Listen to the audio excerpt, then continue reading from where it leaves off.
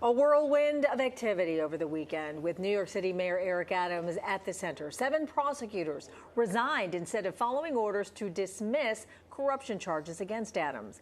A federal judge will now make the final call. So residents, local leaders, meantime, questioning the mayor's integrity and his ability to lead. Brooklyn Borough President Antonio Reynoso with us this morning to share his thoughts and talk more about other topics as well. So appreciate you being here, Borough President. Happy to be here. So obviously this is dominating headlines right now, and there's this growing chorus for the mayor to resign. I spoke to the mayor last Thursday. He said that chorus is off key, and that it's typical people who are calling for him to resign. But we are seeing new people kind of join this. Let me ask you first and foremost, I saw your statement on Twitter, but I want to hear you say it, that what you think he should do.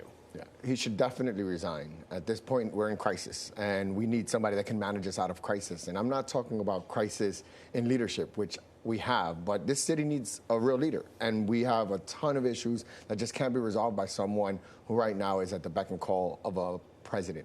If he doesn't resign, I believe Kathy Hochul, the governor, should remove him from office so that we can start getting to work. Do you think he would ever resign? I don't think he will. I think under normal circumstances and before politics became what it is over the last decade, I want to say, a mayor would have resigned a year ago. And at this point, it seems like politicians are taking a lot longer to allow for public, I guess, pressure to mount to a point where outside of actual handcuffs or an election, they won't leave. Politics has changed quite a bit in a short amount of time, and this is unusual. Was unusual, and is now becoming common practice that these mayors or these governors or these elected officials hold out to the last minute.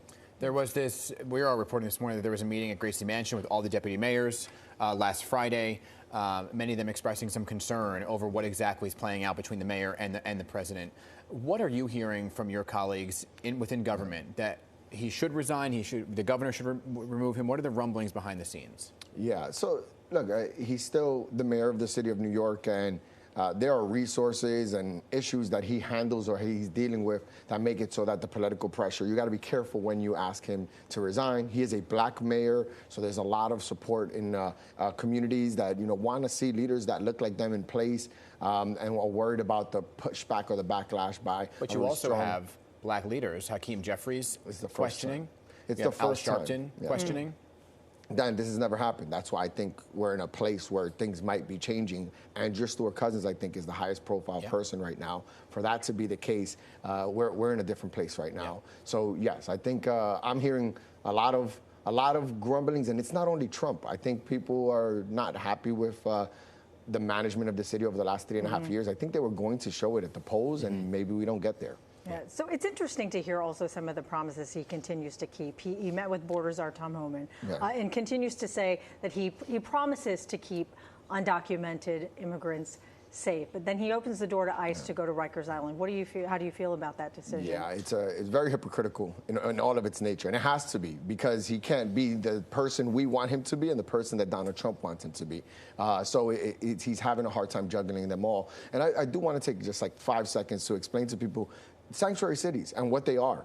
We're talking about a pregnant woman getting her monthly checkup in a public hospital without having to worry about getting reported to ICE. It's about a mother that wants to go into a school to make sure her students' grades or her son's or daughter's grades are doing well. We're talking about a woman experiencing domestic violence, being able to walk into a precinct to protect herself. That's what sanctuary cities are. There's not harboring criminals. We don't do that in New York City. So for him to not stand up and say exactly that in the public and show us that he understands what sanctuary policies are and why we're considered a sanctuary city is an example why there's no confidence. He can't stand next to Tom and tell him that we got it right and New York City's thriving. We're doing well. We managed the crisis with migrants without your help, and now we're going to be able to move on the next 3 years or next 4 years. We're going to do well as well. We need a champion, somebody that says they love New York and that New York is the best and is the greatest. He can't do that. So when I spoke to him last Thursday, he said that that no one should worry about any of those things you just mentioned, because he says that is safe, and he doesn't know what he has to do to get people to understand that ICE won't go into a school. So do you just not believe that at face value?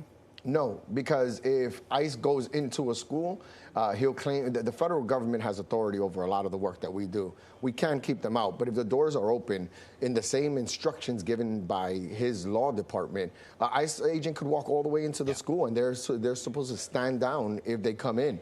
So it's just, again, very hypocritical. We just have conflicting messages coming from the mayor. And the last thing you want to do is stand next to a border czar and tell a bunch of migrants or people that are here, even documented folks that are here, and say, oh, we're going to be perfectly fine. When this person sitting next to you is saying, absolutely not. You're not going to be fine. We're here to come get you. So again, conflicting interests is just not where we want to be. Okay. We also want to switch gears and talk to you about the daycare dilemma. There's an update now.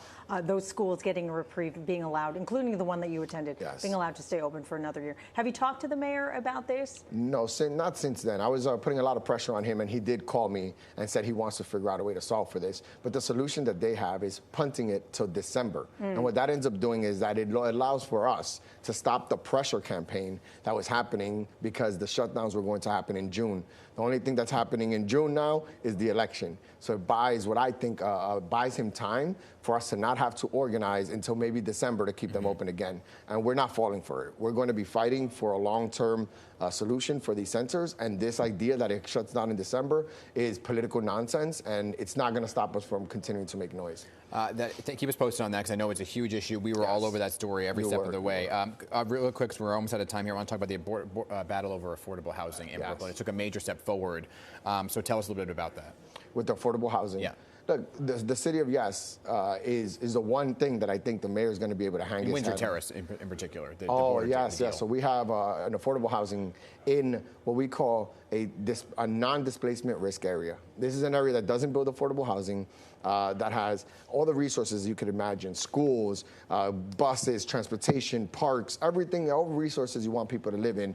And we asked them to build a 10-story building, and the local community just came out fighting against it, and they didn't want it. And we have to show up and say, no, you're not allowed to dictate these outcomes in a place that can actually take on more people, that has resources to give people a second chance. So what we ended up finding in this Arrow Linden development is that local council member Shahana Hanif, against all that pressure in an election year, has stood up for the greater good here, and we're very proud of her and very happy that it got passed. All right.